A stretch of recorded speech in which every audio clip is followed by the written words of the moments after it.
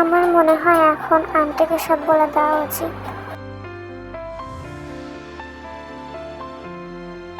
দাঁড়া, কই যাচ্ছিস তুই সাজ? বলে যা তো, ওখানে কি করতে যাচ্ছিস?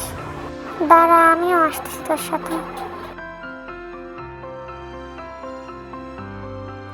আসসালামু আলাইকুম আন্টি, আমার নাম সাজ। রিনার অ্যাক্সিডেন্ট কিসের জন্য হয়েছে আমি আপনাকে তা বলতে পারবো।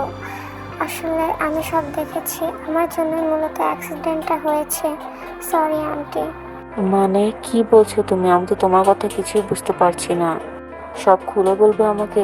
আসলে আন্টি, যে মেয়েটার জন্য অ্যাক্সিডেন্টটা হয়েছে সেই মেয়েটার নাম লিজা।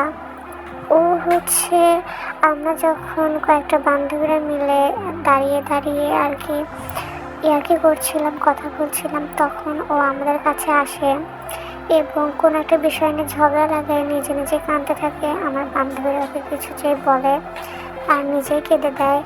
তো তারপরেও আমাকে আরও অনেক খারাপ খারাপ কথা বলে। তারপর আমার বান্ধবীরা বলে আমার কাছে ক্ষমা চাইতে। তো ও ক্ষমা চায়। তারপর যখন ও উঠতে বসে তখন দেখে রাস্তাতে একটা গাড়ি আসছে, আর ও একটা মুচকি হাসি দেয় আর আমাকে ওই গাড়ির দিকে ঠেলে দেয়।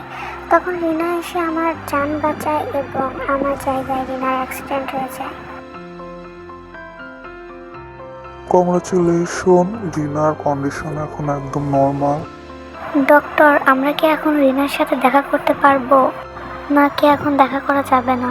আন্টি, আপনি চিন্তা করবেন না, রিনার যে অবস্থা করেছে পুলিশ তাকে ধরে নিয়ে গেছে, সে এখন পুলিশ স্টেশনে আছে।